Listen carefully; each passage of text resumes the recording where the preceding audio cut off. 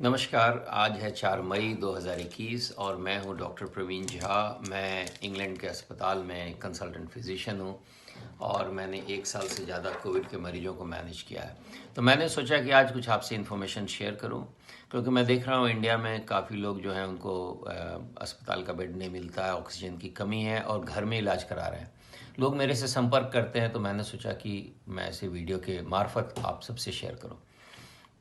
Covid के जो लक्षण होते हैं वो है बॉडी एक, टायर्डनेस, थकान लगना, बुखार आना, लगातार खांसी होना, भूख का जाना, कभी कभी सोर थ्रोट और भी होता है और 5% लोग सूंघने की शक्ति कम हो जाती है या स्वाद चला जाता है।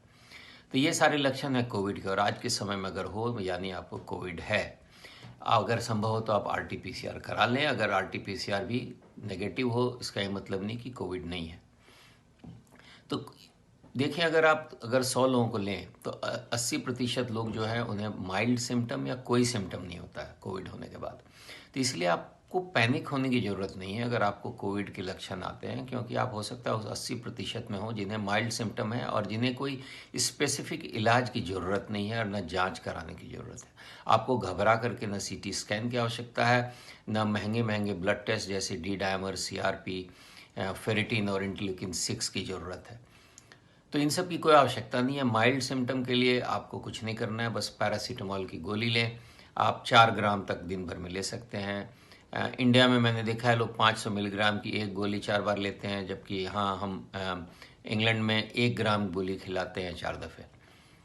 तो पैरासीटामोल से आपका बुखार कम रहेगा, शरीर की दर्द और थकान कम रहेगी और इंतज़ार करें 10 से 12 दिन, आप तकलीफ आपकी ख़त्म हो जाएगी। सबसे इम्पॉर्टेंट है कि आप अपना ऑक्सीजन सैचुरेशन नापते रहें और ऑक्सीजन सैचुरेशन अगर 96 या उसके ऊपर है तो घबराने की कोई आवश्यकता नहीं है। दूसरा, आप ये कर सकते हैं पैरासीटामोल के बाद कि आप एक एंटीबायोटिक ले लें, जिससे कि कोई भी बैक्टीरियल इन्फेक्शन अगर हो तो वो क्लियर हो जाए।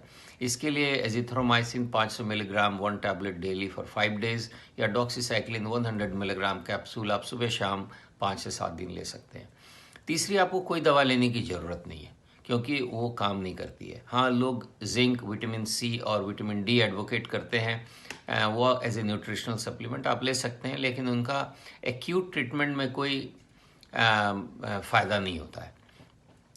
तो दूसरे सबसे बहुमूल्य बात यह है कि स्टेरॉयड तो आपको एकदम ही नहीं लेना है अगर आपका सैचुरेशन 96 के ऊपर है, क्योंकि उससे नुकसान होता है और ट्रायल में देखा गया है कि उससे मोर्टेलिटी बढ़ती है, क्योंकि शरीर के इम्यून को सप्रेस करता है, तो बैक्टीरिया का इन्फेक्शन ज़्यादा बढ़ता है और निमोनिया वर्स हो जाती है। तो इसलिए आपको नहीं लेना है। लेकिन अगर आपका ऑक्सीजन सैचुरेशन 92 से 96 है, 92 से 95 है अगर, और ये ऑक्सीजन सैचुरेशन आपको नापना है 40 कदम चलने के बाद, तब भी आपको घबराना नहीं है। इसका मतलब ये हुआ कि वायरस जो है लंग्स में आपके थोड़ा इन्फ्लेमेशन उसने ज़्यादा कर दिया है। तो इसके लिए 3 तरह की दवा है। पहली है ओरल स्टेरॉयड हम देते हैं। अब आप कहेंगे अब हम स्टेरॉयड क्यों एडवोकेट कर रहे हैं? कारण ये है कि लंग्स में अब आपका इन्फ्लेमेशन बढ़ गया, वायरस अब 5 से 7 दिन हो जाता है वायरस को। तो अब आपको ये देखना है रिस्क और बेनिफिट, कि हमें रिस्क और बेनिफिट के बैलेंस करने पर हम देखते हैं कि स्टेरॉयड ज़रूरी है। और ट्रायल में देखा गया है कि हाँ, इस फेज़ में स्टेरॉयड देने से जब सैचुरेशन 92 टू 95 है, मोर्टेलिटी घटती है और ये काफ़ी लाइफ सेविंग है। तो ओरल स्टेरॉयड में आप डेक्सामेथासोन 6 मिलीग्राम की गोली वंस अ डे या prednisolone 40 milligram once a day आप 5 से 10 दिन ले सकते हैं। अगर आपका 10 दिन मैक्सिमम, अगर सैचुरेशन 95 के ऊपर बराबर रहता है तो 5 दिन के बाद आप बंद कर दें। दूसरी दवा जो है वो है इन्हेलर स्टेरॉयड की, ब्यूटेसोनाइड 400 माइक्रोग्राम सुबह शाम आपको लेना है। तो जैसे सरफ्लो 250 है, आप 2 पफ सुबह शाम लें, या फोराकॉट 400 1 पफ सुबह शाम लें, या कोई भी इन्हेलर जिसमें ब्यूटेसोनाइड है, आप मेक श्योर करें कि टोटल 800 माइक्रोग्राम आप दिन भर में ले रहे हैं। इससे लंग्स में और ब्रीदिंग ट्यूब के सूजन में कमी होगी, आपकी खांसी ठीक होगी, आपका ब्रीदिंग थोड़ा सा इम्प्रूव करेगा। तीसरी दवा जो है वो है ब्लड थिनर। ब्लड थिनर जो है ये इंजेक्शन फॉर्म में भी आती है, टैबलेट फॉर्म्स में भी आती है। अस्पतालों में इंजेक्शन क्लेक्सेन करके मिलता है और आप घर में भी ब्लड थिनर टैबलेट ले सकते हैं। इसका रैशनल ये है कि कोविड में ब्लड को थिक और खून का थक्का बनने का रिस्क काफ़ी बढ़ जाता है। अगर ऐसा होता है और आपके लंग्स में जाता है तो आपकी परेशानी काफ़ी बढ़ सकती है।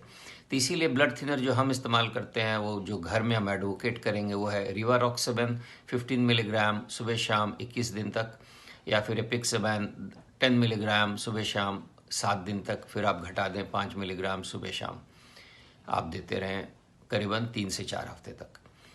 ब्लड थिनर जो है, अब यहाँ 2-3 बातें ध्यान देने की है। ओरल स्टेरॉइड जो लोग लेते हैं, अगर वो डायबिटिक हैं तो उनका शुगर काफ़ी ऊपर चला जाएगा, हो सकता है उनको इंसुलिन की आवश्यकता पड़ जाए। तो ऐसे लोगों को अपने डॉक्टर के संपर्क में रहना चाहिए और शुगर को बराबर अगर संभव हो ग्लूकोमीटर से घर में सुबह शाम नापना चाहिए। दूसरा ब्लड थिनर के मामले में है कि जिनको ब्लीडिंग टेंडेंसी है या ब्लीडिंग पेप्टिक अल्सर की बीमारी है, वहाँ रिस्क ऑफ ब्लीडिंग का खतरा काफ़ी ज़्यादा है, तो वैसे लोगों को ये नहीं लेना चाहिए या अपने डॉक्टर के संरक्षण में लें, क्योंकि ये ब्लड को थिन करता है। अगर आप ब्लीड करते हैं तो ब्लीडिंग काफ़ी देर तक होगी, खून ज़्यादा देर तक निकलेगा क्योंकि खून आपका पतला है। अगर आप लेते हैं और अगर आप कहीं से भी खून निकलता शरीर में देखें तो आपको इमिडिएटली इसको बंद कर देना चाहिए और डॉक्टर की सलाह लेनी चाहिए। चौथी, कोई दवा इस ग्रुप के लिए नहीं है अगर आपका सेचुरेशन 92 से 95 है। हाँ, चौथी चीज़ जो हेल्प करती है उसको हम प्रोनिंग कहते हैं, पेट के बल सोना कहते हैं। ज़रूरी है कि आप बेड पे लेट जाएं, 3 तकिए अपने पेल्विस के नीचे लगाएं, जो कूल्हे की हड्डी है, कमर की हड्डी है, उसके नीचे लगाएं, और 2 तकिए अपने सीने के नीचे लगाएं। इंटेंशन है कि पेट आपका बेड के सरफेस से ऊपर रहे, और फिर आप 30 मिनट से 2 घंटे तक इस पोजीशन में रहें। थक जाएं तो करवट बदल लें, लेकिन कोशिश करें इसी पोजीशन में रहने का। तो इससे क्या होगा कि आपका 4 से 5% ऑक्सीजन इम्प्रूव करेगा। अगर आपको ऐसा करने में दिक्कत होता है तो दूसरा तरीका है, जैसे आपने देखा होगा लोग नमाज पढ़ते हैं या मंदिरों में सर नवाते हैं, उस तरह से आप घुटने के बल ज़मीन पे पड़ के सर को नीचे करें, कमर ऊपर करें और सपोर्ट लेके रहें और देखें कि कितना फ़र्क पड़ता है सैचुरेशन में। तो प्रोनिंग से आपको फ़ायदा होगा। हाँ, अगर आपका अभी भी आपको सीटी स्कैन कराने की कोई ज़रूरत नहीं है, सीटी वैल्यू जानने की कोई ज़रूरत नहीं है, न डी डायमर सीआरपी कराने की कोई ज़रूरत है, क्योंकि जो हम इलाज कर रहे हैं, जो मॉनिटरिंग कर रहे हैं, वो आपके ऑक्सीजन सैचुरेशन से कर रहे हैं, और इसमें सीटी और इसका कोई रोल नहीं है। हाँ, सीटी का रोल 2 ही स्थिति में है। अगर आपका पीसीआर नेगेटिव आया है और आपको कोविड के लक्षण है और आपको सांस लेने में दिक्कत हो रही है, अगर कंफर्मेशन चाहिए तब हम सीटी करा के देख सकते हैं, या सीटी कराते हैं अगर लंग्स में क्लॉट जा चुके हैं और उसकी संभावना उसको देखना है, आप ब्लड थिनर पे नहीं थे, तब सीटी कराने में फ़ायदा होता है। अन्यथा सीटी कराने से 500 चेस्ट एक्सरे की रेडिएशन आती है, रिस्क ऑफ कैंसर बढ़ता है।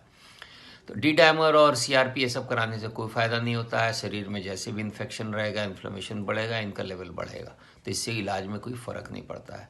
जो सबसे इम्पोर्टेंट वो है ऑक्सीजन सैचुरेशन देखना।